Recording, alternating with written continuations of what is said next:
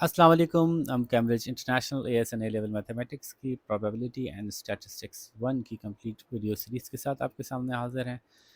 Exercise 1A बना रहे हैं इसकी हम, और उसके क्वेश्चन नंबर 5 एंड 6 को आज देखेंगे। सिमिलर से आसान से सवाल हैं। पहला सवाल है, दो बैट्समैन के 15 मैचेस के स्कोर्स लिखे हुए हैं, इनको एक डायग्राम में शो करना है ताकि इजीली कंपेयर कर सकें। मतलब वो स्टेम एंड लीव डायग्राम बनाने की बात हो रही है, तो ये हमने इनको स्टेम एंड लीव डायग्राम में इजीली कंपेरेबल फॉर्म में रख दिया, और उसकी की भी बना दी कि 63 है और ये 36 है और 31 है। ठीक है जी। उसके बाद इसके नेक्स्ट क्वेश्चन में इन्होंने पूछा है, give the reasons for your answer, decide which of the batsman performed better and more consistently. तो बेटर किसे कहेंगे और कंसिस्टेंट किसे कहेंगे, डेटा को एक नज़र देखते ही आप देख लें कि आप पहले तो टोटल स्कोर्स ऐड अप कर लें। तो पी के टोटल स्कोर 688 हैं और क्यू के 739 है, तो ज़ाहिर है क्यू बेटर परफॉर्म करता है। ठीक है, तो क्यू का स्कोर जो है वो ज़्यादा है पी से, इसलिए क्यू इज़ बेटर। लेकिन जो स्प्रेड है क्यू के स्कोर का, वो कभी 20 बनाए, कभी 21 बनाए, कभी 71 बनाए, कभी 77 बनाए, स्प्रेड बहुत है, तो ये कंसिस्टेंट नहीं है। जबकि पी का निस्बतन ज़्यादा कंसिस्टेंट है, 36 से 59 के दरमियान है, तो हम कहेंगे कि P has perform more consistently than Q. सवाल ख़त्म हो गया। और जो दूसरा सवाल है, ये question number 6, the total number of eggs एक नेस्ट में दो बर्ड्स की स्पीशीज़ ने वो रिकॉर्ड किए गए। तो ये total number of eggs lead,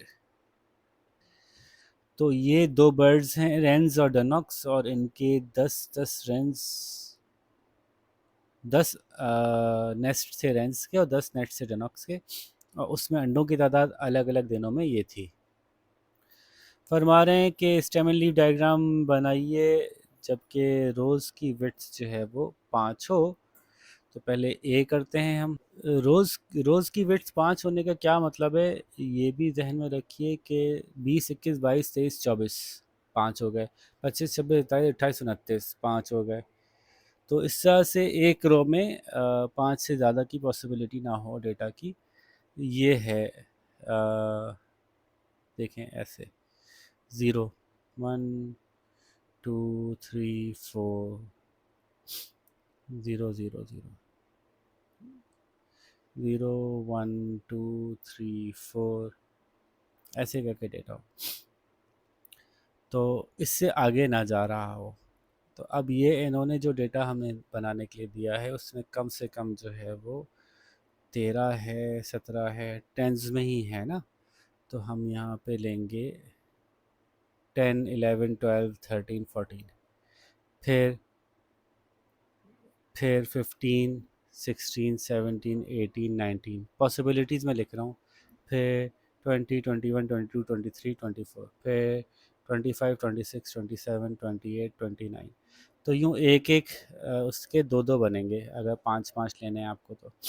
ठीक है, बात समझ आती है। तो बस यही डिफरेंट किया इन्होंने, बाकी तो फिर सब कुछ वैसे ही है। आप देख सकते हैं जनाब, इसको सॉल्यूशन को पहले हम बना लें। यहाँ ये देखिए, इसकी की भी दे दी कि 18 का मतलब 18 और 19 का मतलब 19, और ये डेटा को हमने डिस्ट्रीब्यूट कर दिया। रेंट्स के जो हैं वो 13 से लेके 24 तक थे, और डनक्स के जो हैं वो 17 से लेकर 30 तक थे। ठीक है, फिर सवाल पे आते हैं वापस। Given that all of these eggs hatched and that the survival rate of Dunnock's chicken is 92%, estimate the number of Dunnock chicks that survive. तो 92% सर्वाइवल रेट है, तो 92% निकाल लें टोटल डनॉक्स का। तो ये भी कोई सवाल मुश्किल नहीं है। तो टोटल डनॉक्स जो हैं वो 237 है, इसका 92% निकालते हैं तो वो 218 आता है। 92% का मतलब 0.92 से मल्टीप्लाई करते हैं, 92 अपॉन 100 से मल्टीप्लाई करते हैं, एक ही बात है। और तीसरा पार्ट इसका ये पूछ रहा है कि find the survival rate of Reigns, कि उसमें से 14 सर्वाइव नहीं किए थे, ये भी बच्चों वाली बात है। तो टोटल 200 थे, उसमें से 14 सर्वाइव नहीं किए, तो 200 में से 14 निकाल लीजिए, जो बचे आई थिंक 100 एंड समथिंग, 186। तो 186 अपॉन 200 इन 200 इज़ 93%। ठीक है, तो ये परसेंटेज आ गई, सर्वाइवल रेट आ गया रेंचिक्स का। ठीक है जी, तो यूँ क्वेश्चन नंबर 5 और 6 दोनों कर लिए। अब हम एक्सरसाइज 1B के साथ आते हैं, नहीं क्वेश्चन 7 बाकी है। अच्छा, क्वेश्चन 7 भी साथ ही कर लेते हैं, क्योंकि उसमें कुछ करने का है नहीं, डेटा सारा दिया हुआ है, सिर्फ आपको उसको इंटरप्रेट करना है। तो कह रहे हैं कि स्टेनमैन लीफ डायग्राम दी हुई है, 25 बच्चे हैं जिसमें 12 लड़के हैं और 12 लड़कियां और 13 लड़के हैं। इनका स्कोर है 81, 84, 82, 86, 86, 88, 85, 89, 90, 91, 92, ये स्कोर है जो उन्होंने लिखे में। तो फरमा रहे हैं कि अगर इनको एक लाइन में खड़ा किया जाए in order of their score, तो सबसे पहले खड़ा होगा 81 वाला लड़की खड़ी होगी, फिर 82 वाला लड़का खड़ा होगा, फिर 84 वाली लड़की खड़ी होगी, फिर 85 वाला लड़का खड़ा होगा, फिर 86 की लड़कियाँ खड़ी होंगी, फिर 88 की लड़की खड़ी होगी, फिर 89 का लड़का खड़ा होगा। यूँ उन्होंने तरतीब से असेंडिंग ऑर्डर में खड़ा कर दिया। तो बीच वाला बच्चा कौन सा है? तो टोटल फिगर्स अगर नंबर्स अगर 25 है, तो बीच वाला ऑटोमेटिकली 13 हो गया, है ना। 12 12 24 होते हैं, तो बीच वाला 13th नंबर हो गया। उसको गिनने का बहुत आसान तरीका है, 1 2 3 4 5 6 7 8 9 10 11 12 13, 13वां नंबर ये रहा। ठीक है, तो ये हम असेंडिंग ऑर्डर में काउंट करते हुए भागते भागते आ गए, और इसको जय मिसैनी ने बहुत खूबसूरती से एक्सप्लेन भी किया है। ये देखिए, ये रहा, ये इन सबको इन्होंने तरतीब से लिख दिया है, और जो 92% वाली लड़की है वो बीच में आ रही है। ठीक है ना।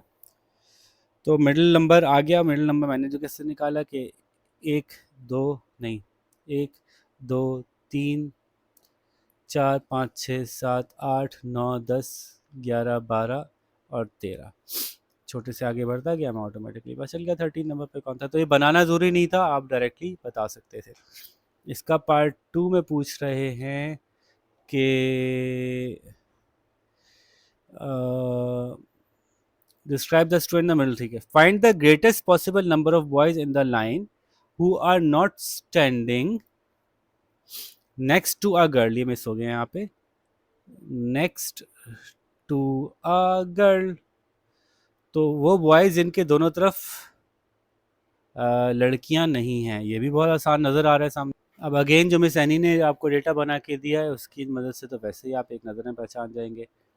ये देखिए, तो ये डेटा देखिए ना, यहाँ पे बॉयज़ ब्लू से हैं, तो बॉय 2 गर्ल्स के बीच में है, बॉय 2 गर्ल्स के बीच में, बॉय गर्ल्स को के साथ है। ये देखें, ये इन्होंने मार्क किया हुआ है यहाँ पे नंबर 93, 94, 95, 96, ये बॉयज़ हैं 1 2 3 4 5 जिनके दोनों तरफ कोई गर्ल नहीं है, वरना इस वाले 96 के इधर भी गर्ल है। ये डेटा आप यहाँ से देख के भी बता सकते हैं। आप काउंटिंग करें ना, 90 एक दफ़ा बॉय बोला तो अगली दफ़ा गर्ल आएगी, girl boy girl boy girl girl girl boy girl boy girl boy girl girl boy. अब ये देखें, boy boy boy boy boy boy boy. तो ये जगह जो बन रही है ना, 1 2 3 4 5 6, अगर पहली गर्ल इसको बना लें, अब फिर बॉयज़ को बनाएं, तो 1 2 3 4 5 6 भी हो सकता है मैक्सिमम, बल्कि ऐसा ही है कि इस गर्ल के बराबर में तो ये वाला बॉय आ जाएगा। तो 1 2 3 4 5 और 6 के बराबर में तो 7th गर्ल आ जाएगी, इसलिए 5 ही हुए। तो यूँ डेटा को देख के बता सकते हैं। ये इन्होंने खूबसूरती से बना दिए, तो इससे वैसे ही समझ में आ रहा है कि अगर तरतीबवार खड़े होंगे तो बस ये 5 लड़के ऐसे होंगे जिनके बराबर में लड़कियां नहीं होंगी। तो यूँ क्वेश्चन नंबर 7 हमने साथ ही निपटा लिया, करने तो 5 और 6 शुरू किया था। तो यूँ एक्सरसाइज 1A पूरी हो गई। अब 1B हम वीडियो बनाते हैं। आप शाबाश जल्दी से ये कंप्लीट करके वहाँ तक पहुँचिए। अपना ख्याल रखिए। अल्लाह हाफ़िज़।